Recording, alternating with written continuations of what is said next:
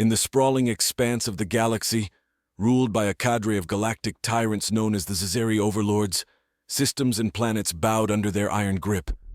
The zeri, with their radiant blue skin and piercing silver eyes, had subdued countless civilizations with their superior technology and ruthless tactics. Their empire spanned across nebulae and wormholes, a network of dominance and fear. On the planet Zyphora, a lush world teeming with life and resources, the zeri overlords reigned from their towering citadel in the capital city of Zaxarian. The grand spires of the citadel pierced the sky, casting long shadows over the sprawling metropolis below. Within its walls, the overlord Zalanth held court, his presence both majestic and terrifying. As Zalanth surveyed the galaxy map, his second-in-command, Commander Vrex, approached him with news. "Overlord, we have quelled the uprising on the outer rim of Tyrannic sector. The rebels were crushed without mercy, as per your command." Zalanth nodded, his gaze never leaving the holographic projections of the galaxy. "And the humans? What of the reports of their advancement?" Vrex hesitated, his voice betraying a hint of concern. "They are primitive, yet unpredictable. Their technology is advancing rapidly. They have not yet reached the threshold of a threat, but their resilience is notable.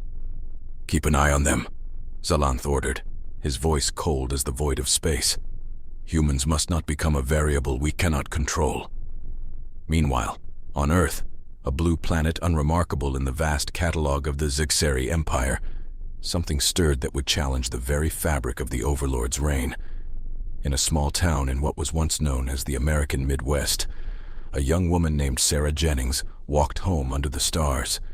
She was unaware of the galactic eyes turning towards her world, her mind occupied with day-to-day concerns. That night as she slept, Sarah had a vivid dream. She stood on the deck of a starship, gazing out at a cosmic battlefield. Stars exploded around her, and strange, beautiful ships darted through the chaos. She felt a profound connection to the cosmos, a pull towards a destiny much larger than her small-town life. The next morning, Sarah awoke with the remnants of the dream etched into her memory. She shook it off as just a dream, yet the feeling of destiny lingered, an echo of something ancient and powerful awakening within her. As the days passed, reports of unusual occurrences began to surface around the globe. Scientists recorded anomalies in Earth's magnetic fields, while astronomers noted patterns in star movements that defied explanation. Unknown to humanity, these were signs of the latent powers Earth harbored, powers that could tip the balance in a galactic struggle. Back on Zyphora, Zalanth received another report, this one more urgent. "Overlord, the humans have developed a drive capable of faster-than-light travel. It's still in its infancy, but the implications are—" "Prepare the fleet," Zalanth interrupted, his voice now a growl. "It seems we must visit this insignificant planet sooner than expected. We will not allow these humans to upset the order we have built. They will learn their place in the galaxy, under our rule."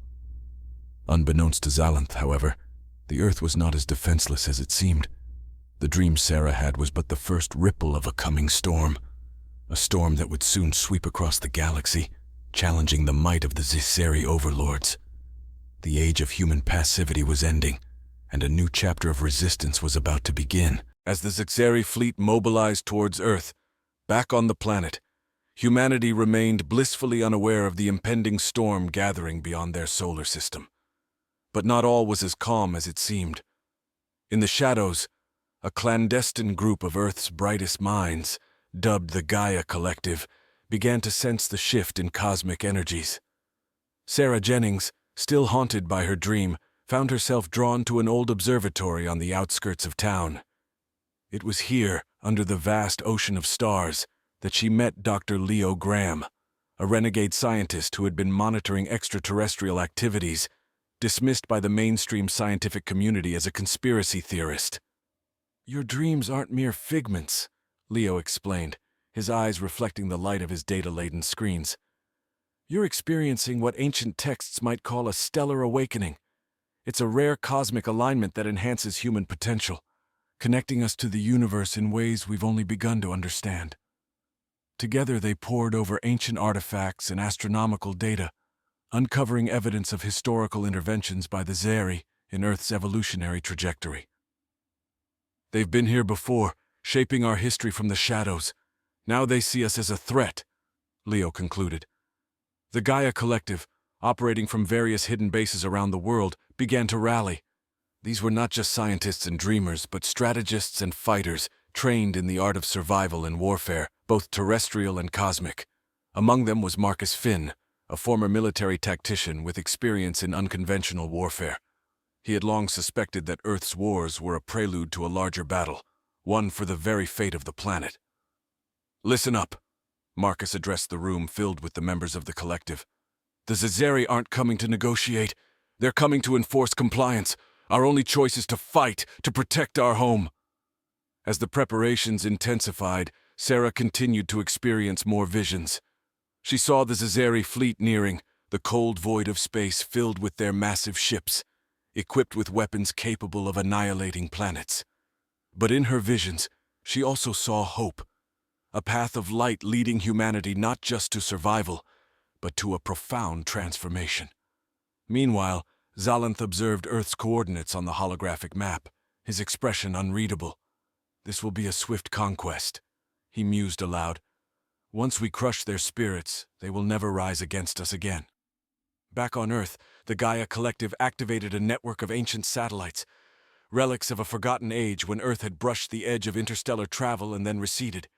These satellites, once dormant, now thrummed with power, hidden technologies awakened by the collective will of a planet under threat.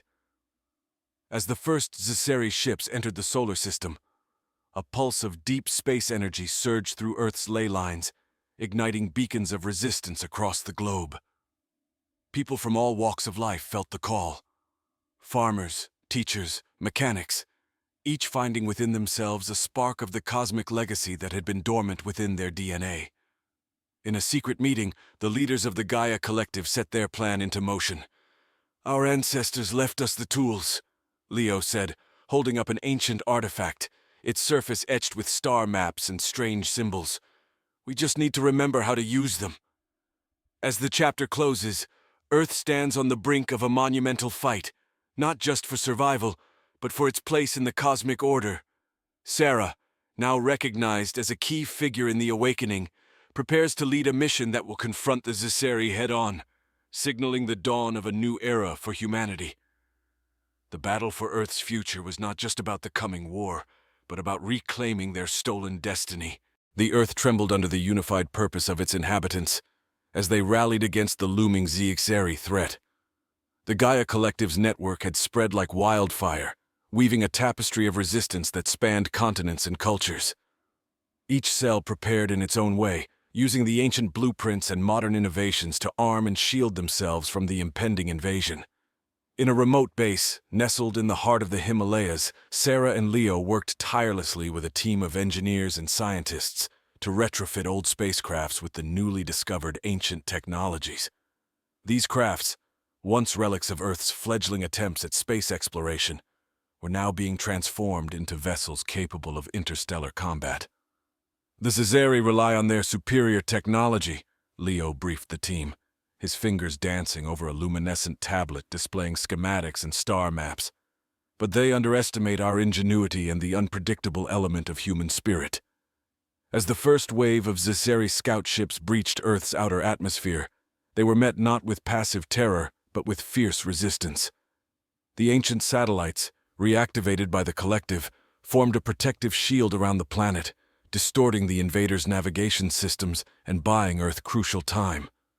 Meanwhile, in urban centers and rural outposts alike, people looked skyward with a mix of fear and defiance.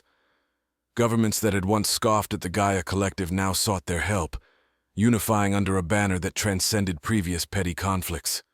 World leaders, prompted by the Collective's emissaries, broadcasted messages of solidarity, urging calm and resilience. In the depths of space, aboard the zeri flagship, Zalanth watched the unexpected resistance unfold with a simmering fury. "Increase the assault! Deploy the ground troops! I want these humans crushed!" he commanded, his voice a venomous hiss. Back on Earth, Marcus led the tactical defense operations, coordinating attacks that utilized every available resource. Guerrilla tactics, combined with the newly weaponized technologies, allowed Earth's defenders to harass and impede the zeri forces, turning each skirmish into a costly battle for the invaders. Amidst the chaos, Sarah's powers continued to evolve. Her dreams became visions even in her waking moments, revealing potential outcomes of the war, guiding her decisions, and strengthening her resolve. During a critical assembly with the leaders of the Gaia Collective, she stepped forward, her eyes ablaze with a fierce determination. "We are not just fighting for survival, but for our rightful place in the cosmos," Sarah declared, her voice resonating through the chamber. "We hold within us the legacy of the stars. This is our time to prove it." As the zeri began their descent onto Earth's surface, their initial confidence waned. The rugged landscapes of Earth became battlegrounds, where every valley and peak provided strategic advantage to the defenders. The zeri, though superior in numbers and technology, found themselves entangled in a war far different from any they had fought before. In one pivotal encounter, Sarah led a squadron of the retrofitted spacecrafts against a zeri destroyer. The battle, fierce and unforgiving, showcased the newly adapted human technology and the strategic genius of Earth's commanders. As the destroyer fell, a cheer erupted across Earth's communication networks, a beacon of hope and a testament to human resilience. With each passing day, Earth's defenses solidified and the collective's influence grew, weaving a stronger fabric of unity among the planet's once disparate forces. The battle for Earth was not merely a resistance. It was the birth of a civilization ready to claim its place among the stars. As the chapter closes, Sarah and her allies prepare for the next phase, knowing that the real test of their unity and resolve was just beginning. Under the relentless barrage of the zeri onslaught, Earth's forces, unified under the Gaia Collective, hardened their resolve. Each skirmish, each battle wore down the invaders' arrogance, turning what was meant to be a swift subjugation into a grueling siege. The Earth was no longer an easy target. It was a fortress brimming with defiant life. In the war room, deep within a subterranean base in the Swiss Alps, Marcus Finn analyzed the shifting patterns of the zeri fleet. His eyes were sharp, his mind quicker, weaving through tactical scenarios with the aid of quantum computers. "They're adapting, but so are we. Let's keep them guessing," he strategized, orchestrating a series of feints and counterstrikes that leveraged Earth's orbital defenses. Sarah Jennings, now recognized as a pivotal figure in Earth's defense, felt the weight of her visions grow more intense. Each vision not only guided her actions, but began to reveal deeper layers of human potential. She discovered she could connect minds, creating a network of shared consciousness among Earth's defenders. This unity brought disparate groups into a singular, more effective fighting force, a living testament to humanity's adaptability. Meanwhile, aboard his flagship, Overlord Zalanth seethed with frustration. The human's resistance was unlike anything he had encountered. In a rare moment of doubt, he consulted the Oracle, a mystical advisor whose knowledge of the cosmos was unparalleled. "The humans are bound by something beyond your understanding, a force that is both their strength and their shield," the Oracle intoned, her voice echoing in the dimly lit chamber. Zalanth, unwilling to retreat or negotiate, decided on a desperate strategy. He would unleash the Dark Dragoons, elite warriors enhanced with dark energy, previously held in reserve for only the most dire conflicts. As the Dragoons prepared to descend upon Earth, the air around them crackled with malicious intent. Back on Earth, as word of the new threat spread, Sarah convened a meeting of the Gaia Collective's leaders. In the luminous glow of the command center, she shared her latest vision. "The Dark Dragoons are unlike any foe we've faced, but in my vision, I saw that the key to defeating them lies not in weaponry, but in our unity." Leo, who had been researching ancient technologies, proposed a radical idea. "The artifacts we found aren't just tools. They're symbols of a deeper legacy. If Sarah can link us, truly link us, we can tap into a collective power that might just turn the tide." As the Dragoons entered Earth's atmosphere, Their arrival marked by eerie, stormy disturbances, humanity's defenders took to the skies and streets, fortified by a newfound connection. Sarah, at the heart of the network, linked every willing mind, creating a tapestry of shared strength and purpose. The battle that followed was fierce and otherworldly. The skies over Earth roared with the clash of energies as the Dark Dragoons, formidable and relentless, met a resistance that was equally tenacious. Earth's forces, now enhanced by a collective consciousness, fought with precision and empathy, predicting and countering every move made by their shadowy adversaries. In a crucial moment, Sarah, channeling the full might of the collective will, confronted the lead Dragoon. Their battle was both physical and metaphysical, a duel of bodies and minds. With a surge of collective human spirit, Sarah broke through the Dragoon's defenses, showing him visions of humanity's resilience, love, and determination. Shaken to his core, the Dragoon faltered, and in that moment, the tide turned. One by one, the Dragoons retreated, overwhelmed by the unexpected depth of human connection and spirit. As the chapter closes, Earth's people celebrate their victory, but remain vigilant. They know that the war is far from over, and the true battle for their place in the cosmos has only just begun. With each victory, they grow stronger, more united, ready to face whatever challenges the galaxy holds. Following the repulsion of the Dark Dragoons, Earth's morale soared to unprecedented heights. Humanity, once fragmented by petty conflicts, now stood united, their combined strength and resolve forging a new identity as a formidable power in the cosmos. The Gaia Collective, at the heart of this transformation, evolved into more than just a resistance. It became a symbol of Earth's renaissance. In the wake of their victory, the collective focused on harnessing the ancient technologies and the network of minds that Sarah had linked.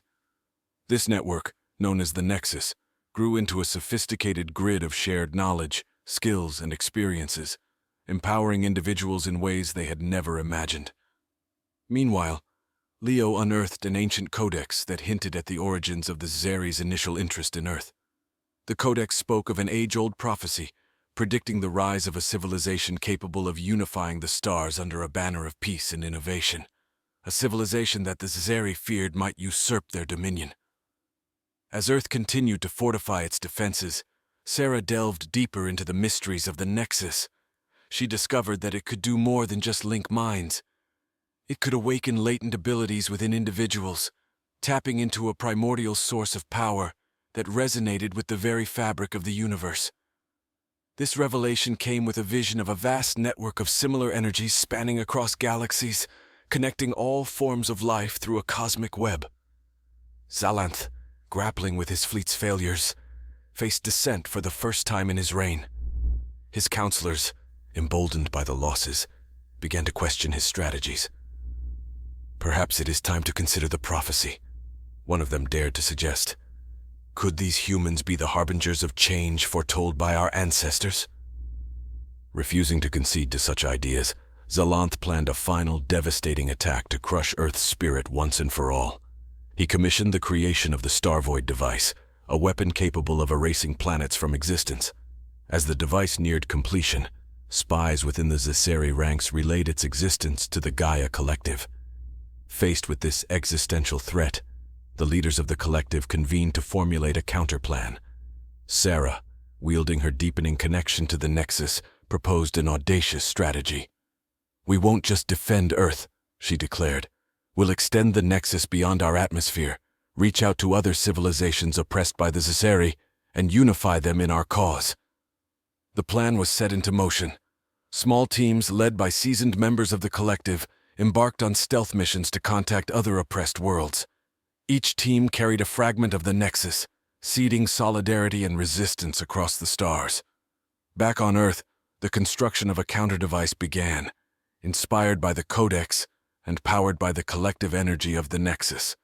This device, dubbed the Beacon, was designed not to destroy, but to shield and connect, capable of nullifying the Starvoid's destructive energy. As the Zeri fleet approached, Earth braced for what might be their final stand. Sarah stood at the forefront, her spirit linked with millions, her eyes reflecting the cosmos. The beacon hummed to life, its energy pulsing through the Nexus, reaching out across space. The confrontation was colossal. As the Starvoid device activated, a beam of annihilating darkness sped towards Earth. In response, the beacon emitted a wave of pure, radiant energy. The two forces collided, a spectacle of light and shadow, each struggling for supremacy. In the critical moment, the energy of united civilizations channeling through the Nexus tipped the balance. The destructive beam faltered, dissolved, and then reversed, turning back upon the zeri fleet.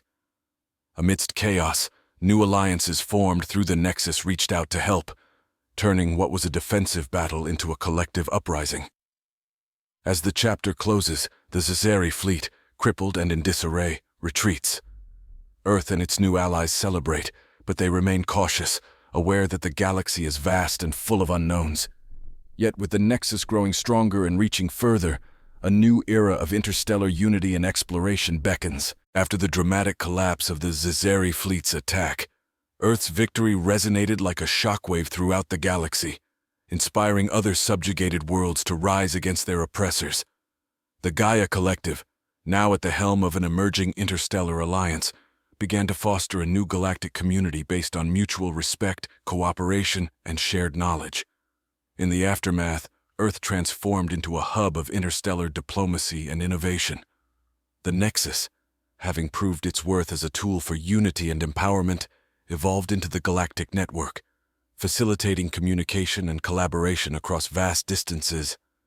Sarah, recognized as the founder of this new era, worked tirelessly to ensure that the network would forever serve as a force for good. Leo, with his deep understanding of ancient technologies and cosmic lore, established the Galactic Heritage Institute on Earth. This institute became a sanctuary for scholars, scientists, and historians from various worlds, dedicated to uncovering and preserving the rich histories and cultures of the galaxy's many civilizations. Marcus Finn, now a respected leader in Earth's defense forces, oversaw the training of a new generation of peacekeepers. These forces, drawn from numerous planets, were trained not just in combat, but in diplomacy and crisis management, embodying the principles of the new galactic order. Meanwhile, on Zephora, the seat of the Zeri Empire, profound changes were underway. The failure of the Starvoid device and the subsequent retreat of their fleet catalyzed a movement for reform within the Zeri society itself. Xalanth, discredited and dethroned, was replaced by a council of reformists who sought peace with the Galactic Network. This new leadership extended an olive branch to Sarah and the Gaia Collective, proposing a treaty that would end centuries of hostilities and isolation. As the treaty's signing approached, Sarah visited Zephora, a gesture of goodwill that symbolized the new era's possibilities. There, she met with the Zeri Council and shared insights from the Galactic Network, discussing ways the once-feared empire could contribute to and benefit from the galaxy's collective knowledge. Back on Earth, preparations were underway for the Galactic Unity Festival, a celebration to mark the treaty's signing and to honor those who had fought for freedom and peace. Representatives from dozens of planets arrived on Earth, each bringing unique traditions and perspectives, enriching the festival with a mosaic of cultural expressions. During the festival, Sarah delivered a speech that was broadcast across the galaxy, her words echoing through every corner of the Galactic Network. "Today we stand together, not as conquerors or subjects, but as equals," she proclaimed. "Our unity is our strength, and our diversity is our wealth. Let us move forward, not just as a network of planets, but as a family of stars." The festival concluded with the unveiling of the Beacon Monument, a towering structure beside Earth's United Nations building, glowing with inscriptions in countless languages. It served as a perpetual reminder of what had been achieved and the enduring promise of peace and cooperation. As Earth and its allies looked to the future, they did so with optimism and determination. The galaxy, once ruled by fear and tyranny, was now a vibrant community of civilizations, each contributing to a collective future that was brighter than any star. The challenges ahead were many, but with the Galactic Network connecting them, the peoples of the galaxy faced these challenges not as isolated fragments, but as parts of a greater whole. As the newly established interstellar peace flourished, the galaxy teemed with activity and excitement. The Galactic Network, now a lifeline connecting myriad worlds, facilitated not only diplomacy, but also an exchange of cultural and technological wonders. Yet in the quieter corners of the galaxy, subtle ripples of unrest stirred, hinting at challenges yet to be fully understood. On a distant frontier world, Kalina, a bustling trade port, became the focus of these undercurrents. Anomalies in local space-time, barely perceptible to most, were detected by a small team of scientists from the Galactic Heritage Institute. These disturbances were not natural. They hinted at a forgotten technology, potentially more ancient and advanced than anything the new galactic community had encountered. Sarah, intrigued by these findings, journeyed to Kalina with a team of specialists, including Leo, who had a keen interest in unraveling cosmic mysteries. Their arrival coincided with the Kalina Space-Time Festival, a celebration of the planet's rich history as a crossroads for travelers from different times and dimensions, according to local legend. Amidst the colorful festivities, Sarah and Leo met with Jor-El, a local sage who possessed knowledge of the old tales and legends that spoke of the Star Weavers, beings who could manipulate the fabric of reality itself. "The disturbances you're tracking might be the Star Weavers' echoes," Jor-El suggested, his voice a soft whisper. "Remnants of their presence, woven into the very threads of this world." The investigation led the team deep into the Thyrex caverns, beneath Kalina's crust, where ancient artifacts hinted at the presence of a dimensional gateway.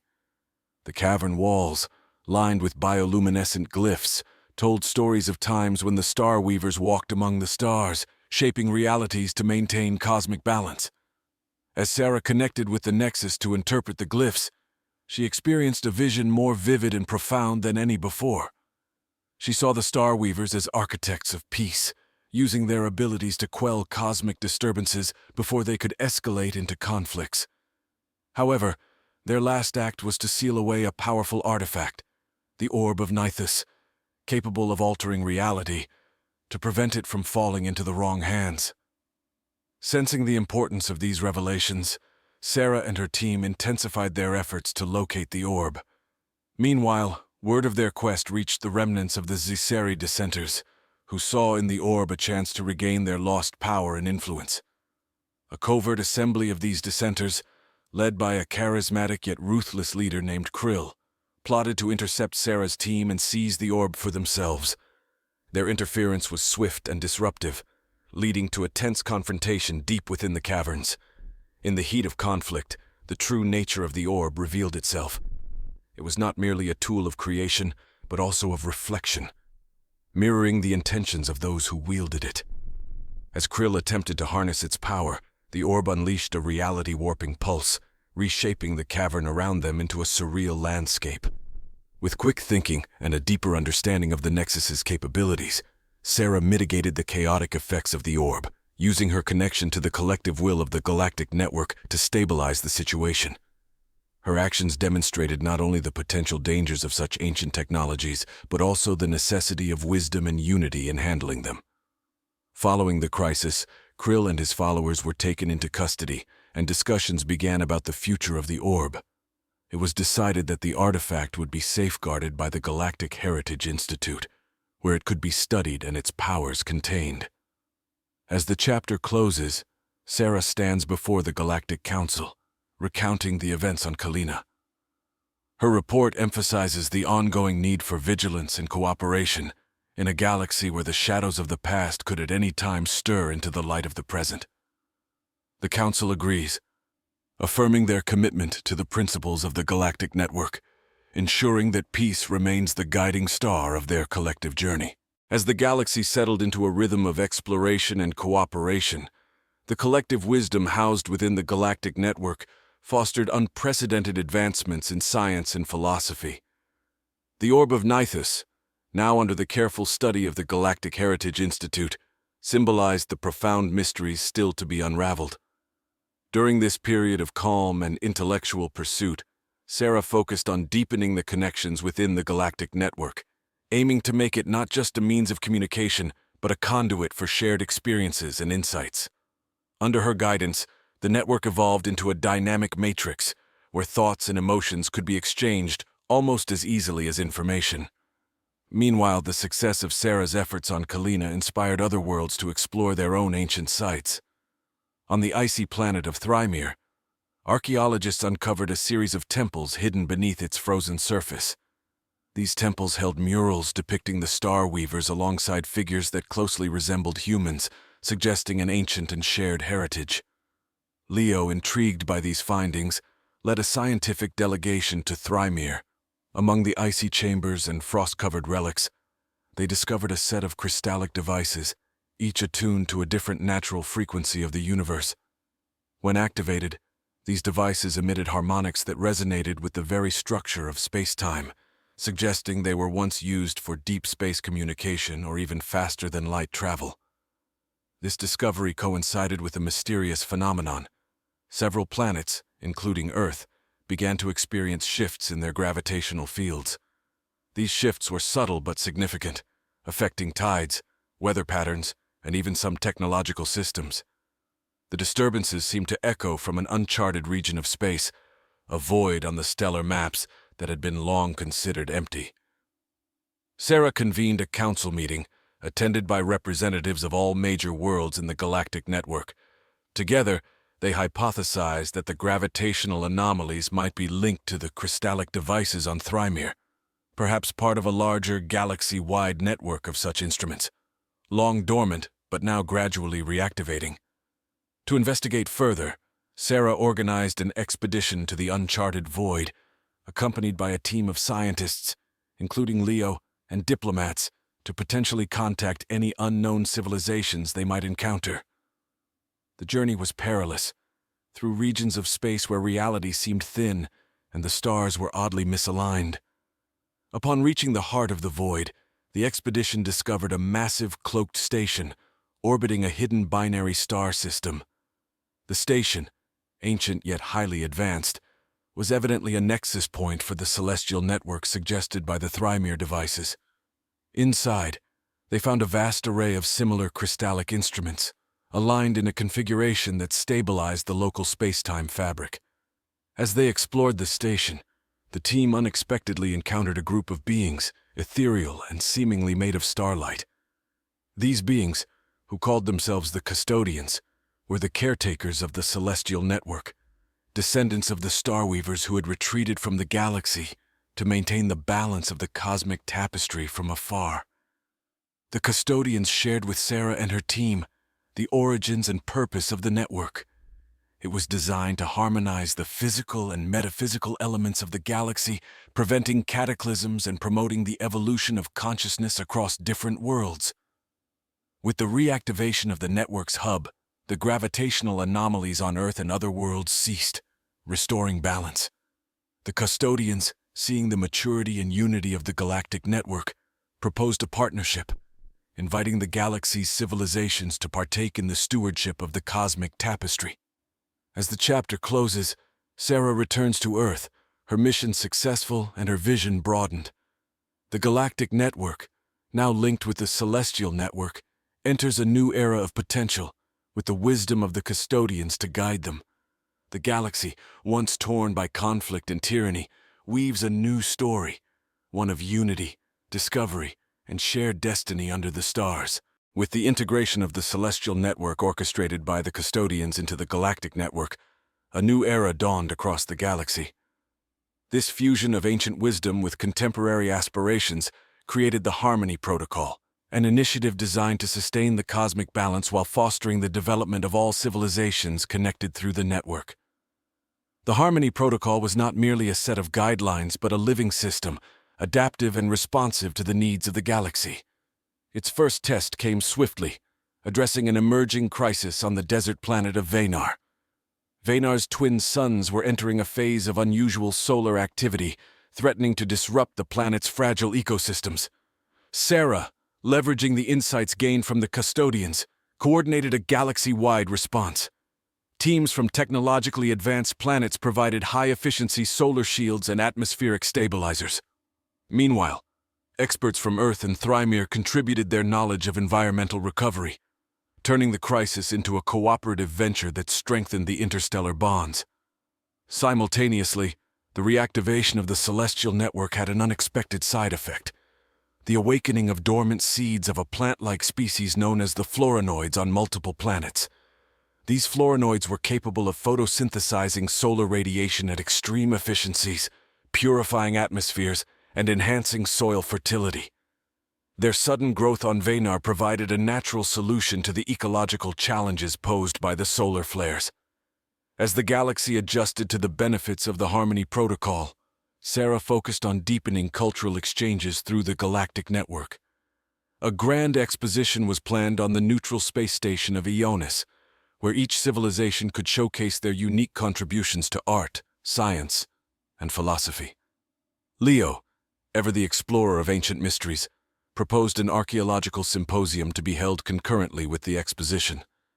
His objective was to excavate and study shared sites of historical significance across the galaxy, fostering a deeper understanding of the interconnected history of its diverse inhabitants.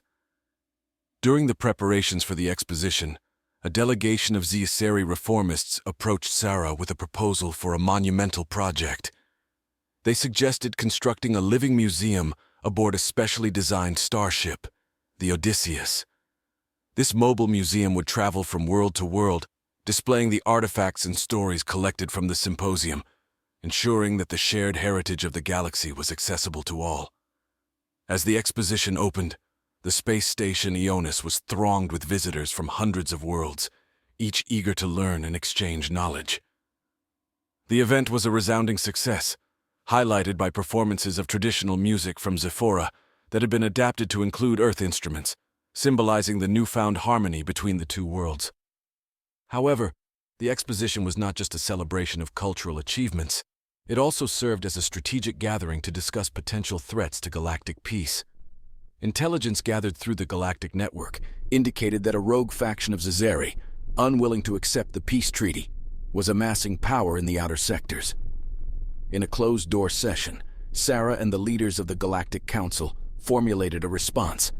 They decided to extend the reach of the Harmony Protocol, using it as a proactive measure to address the grievances and needs of marginalized communities across the galaxy, thereby undercutting the rogue faction's ability to recruit. As the chapter closes, the galaxy stands more interconnected and proactive than ever before. The challenges are many, but the collective resolve of its people, guided by the principles of the Harmony Protocol, promises a future where peace is not merely an absence of war, but a dynamic, thriving state of universal well-being. The Harmony Protocol has begun to weave a new tapestry of interstellar destiny, one where every thread is valued and vital to the whole. In the wake of the Ionis exposition, the galactic community thrived under the Harmony Protocol. The proactive measures taken to integrate marginalized sectors and address burgeoning conflicts cultivated a profound sense of unity and trust among the once disparate star systems. Yet, as the fabric of peace was woven tighter, the fringes where darkness lingered grew more conspicuous. The rogue zeri faction, now known as the Shard, continued their clandestine operations, exploiting isolated incidents and unresolved grievances to fuel their cause. Their activities, however, did not go unnoticed. The Galactic Network, empowered by the collective efforts of the custodians and the wisdom of the Harmony Protocol, became more adept at preempting and neutralizing threats. Sarah, now widely respected as a visionary leader, initiated the Oracle Project, an ambitious endeavor to predict and prepare for potential galactic crises using a blend of custodian technology and human intuition. This project, headquartered on the newly terraformed moon of Elysia, served as both a think tank and a crisis response hub. Leo, alongside his team at the Galactic Heritage Institute, undertook a mission to decipher the last remaining texts of the Star Weavers, believed to hold keys to further stabilizing the celestial network. Their research led them to a forgotten vault on the planet Delphi, where the ancient scripts hinted at a convergence, a rare cosmic alignment that could potentially amplify the network's capabilities or, if mismanaged, unleash chaos across the galaxy. Meanwhile, as the Oracle Project predicted, the Shard's movements grew increasingly bold. Their latest scheme involved a powerful ancient artifact known as the Prism of Aru, capable of bending light and energy to create illusions indistinguishable from reality. With this device, the Shard aimed to sow discord by casting doubt on the integrity of the galactic network, making allies turn against one another with deceptions too real to dismiss. The crisis came to a head when the Shard activated the prism on the trading hub of Cygnus X1, creating a false flag attack that appeared to implicate the peaceful Tholians. As panic and distrust spread, Sarah convened an emergency session of the Galactic Council, using the Oracle Project's resources to trace the real source of the attack. With the prism's location pinpointed, a covert team led by Marcus Finn was dispatched to infiltrate the Shard's stronghold on the asteroid belt of Orionis. The mission was fraught with danger, as the prism's illusions created a labyrinth of false realities meant to confuse and trap the team. Back on Elysia, Sarah and the Oracle team worked tirelessly to maintain stability within the network, broadcasting real-time updates and factual counterpoints to the illusions being spread by the Shard. Their efforts, supported by the widespread trust in the Harmony Protocol, helped to quell the rising panic. In a daring confrontation within the heart of Orionis, Marcus and his team managed to deactivate the prism and apprehend the leaders of the Shard. The operation revealed not just the intentions of the rogue faction, but also the vulnerabilities within the galactic network that needed strengthening. As peace was restored, the convergence approached. Under the guidance of the custodians, the galactic community prepared for this cosmic event. Leo's discoveries on Delphi allowed them to enhance the celestial network, aligning it with the convergence to expand its reach and efficacy.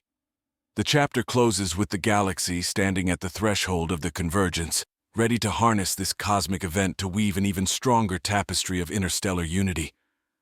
Sarah, reflecting on the journey from fragmented chaos to collective harmony, prepares to address the galaxy, her speech set to mark the beginning of a new chapter in the cosmic saga, a testament to the enduring power of unity and the infinite potential of the stars.